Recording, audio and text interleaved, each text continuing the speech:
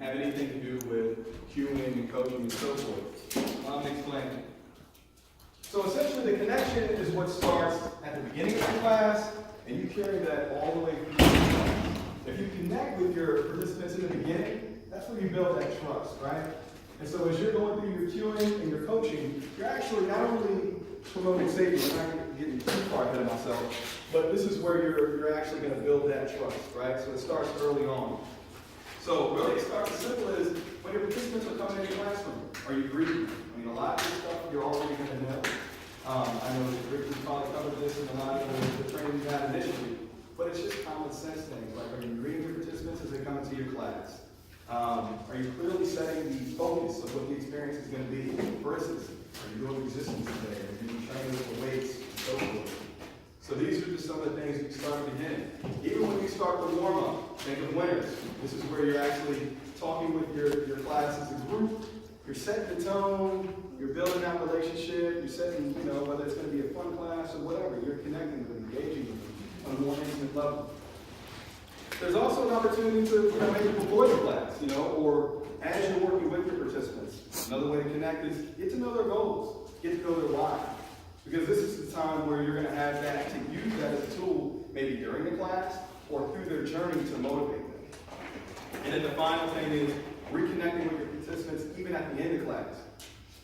And this is genuine. I mean, if you see them doing a good job, let them know, hey, you did a good job today. Hey, I see you getting deeper on those squats. Or hey, your burpees are looking great.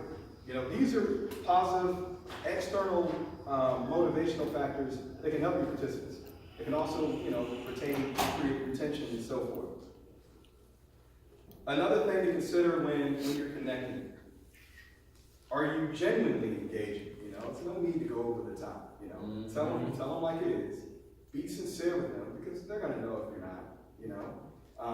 And this is where you give that positive feedback or whatever feedback you give whenever appropriate. Another thing is, are you easy to understand and follow during your class? This all comes into what you put into your class design as you're sitting down through the week before your class starts, you're thinking about your participants, you're listening to feedback, and it's one of those things where, is your class design really going to fit your audience? And do they understand and are they able to follow you as you go through it? Are you motivating your participants? This is where your energy comes into the whole class experience. It's one of those things where, what is your spirit like when you're in class? Are you motivated? Are you energized? Because if you're not, how do you expect to get other people to move at the same time? And then finally, again, I'll say it again, are you acknowledging your participants even at the end of class in a more intimate level? Coming up to them and talking to them afterwards. You don't necessarily got to be their friend, but just kind of give them an understanding that you care, that you acknowledge that they're there. So a couple of things to take into consideration when you know you're on track. Is your class following you successfully? So basically you're setting the tone, you're telling them what to do. Are they able to follow you? Do they trust you? Are you, sharing with them and giving them an idea of why they're doing what they're doing? Based on your class design, are you letting them know, hey, we're doing push-ups because we want to build your upper body. Or we're doing legs over and over and over again because we want to build your lower half and really get that muscle recruitment and really factor in the active living of your day. And then also, too, are you getting testimonies? Are your participants progressing as they come to your class? I know, Tiffany, you were saying earlier, you mentioned that you have participants that have lost weight. You can see that. I've heard participants saying that, just the other day, they were saying that since they were taking my class over, about a month, they noticed they can do things easier in their everyday life that they weren't able to do before. Whether it be just squatting down and picking things up, or better performance in my class. So, those things, that they go a long way. It shows that you're doing what you're supposed to be doing as the instructor, and that you're also building that connection and that trust with them. And then the final thing, I kind of gave it away, is do you feel connected and do they trust you? Because that's the only way you're really going to lead. Because let's face it, at the head of your class, you're essentially going to be the leader. You're going to be the one they're going to follow. You're going to be the one that they're supposed to trust. And if they don't have that trust, it's often hard to have that engagement from your participants in your class, and it's also difficult to maintain retention as well. Because at the end of the day, You don't want people to come just the first time.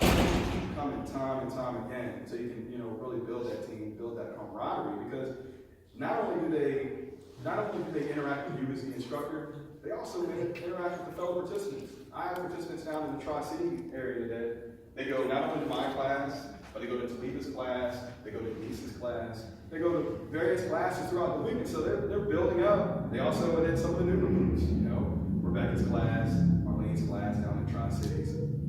And so it's one of those things where, before you know it, they're able to go Monday through Friday if they like. And they don't even need a gym membership. And that's really what it's all about. And it's how much this program has actually grown. So now let's get into the cueing and the coaching aspect of it. So this is after you've connected with your class. This can even be during the warm-up or in the body of the actual routine. So the thing is, why is this so important? This is where we set the clear instruction of the exercise and routine. What are we doing? What do we want our participants to do?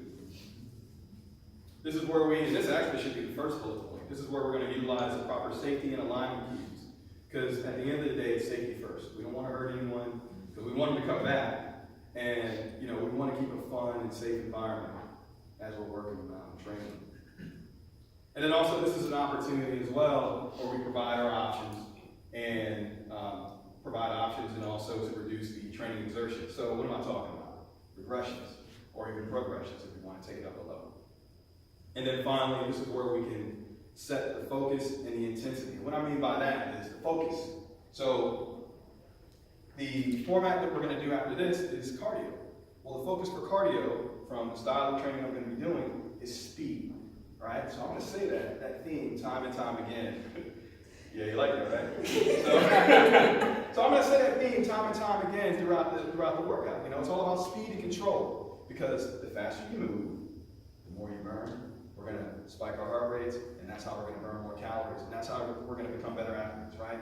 So what have I done there? So I've set the focus, the intensity, and I've also given you some of the benefits as well, right? The benefit being burning more calories. That's what cardio is all about. So now let's talk about adding the layers. So one of the things I wanted to preface this class with is some of the components that I'll talk about may or may not apply to you. If you run boot camps, then you can definitely employ a lot of these.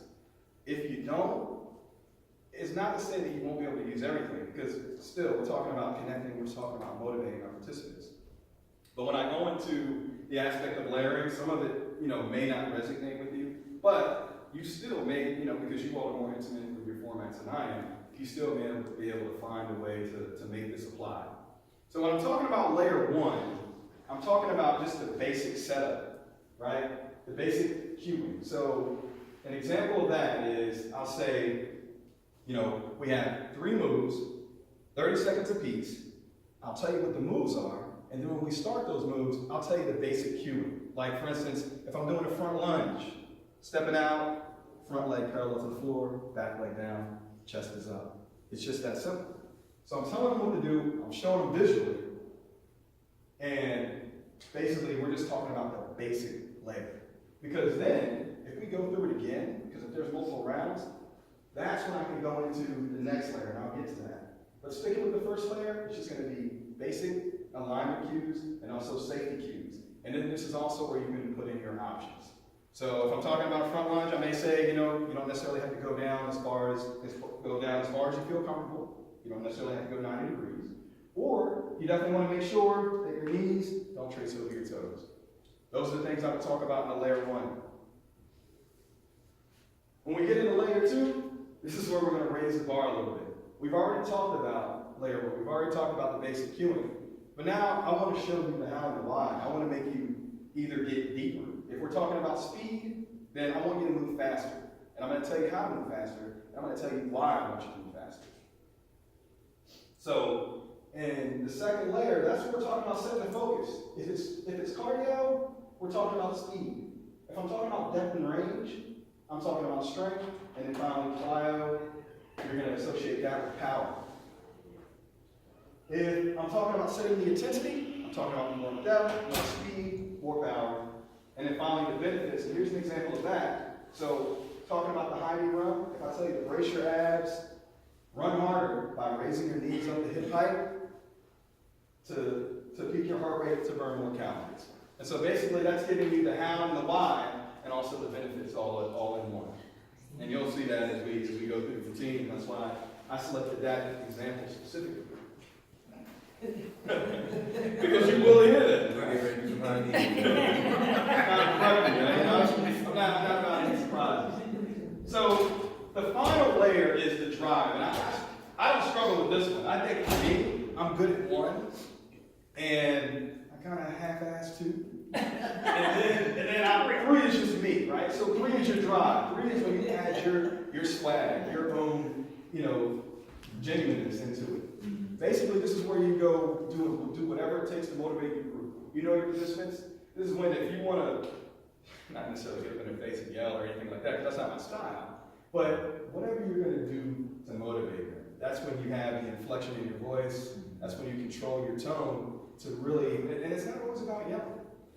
As Ricky, I remember you told us in class 3, you have some trainers that go out there high energy and they yell, and by their third class, if they teach back to back to back, they have no more voice. Sometimes you can control your voice and say something in a lower voice, but really let that person understand that you really mean business. And so this is when you put your own flow into it.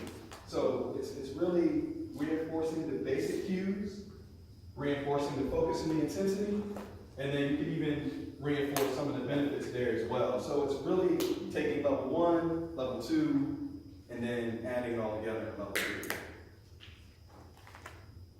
So with that being said, are there any questions?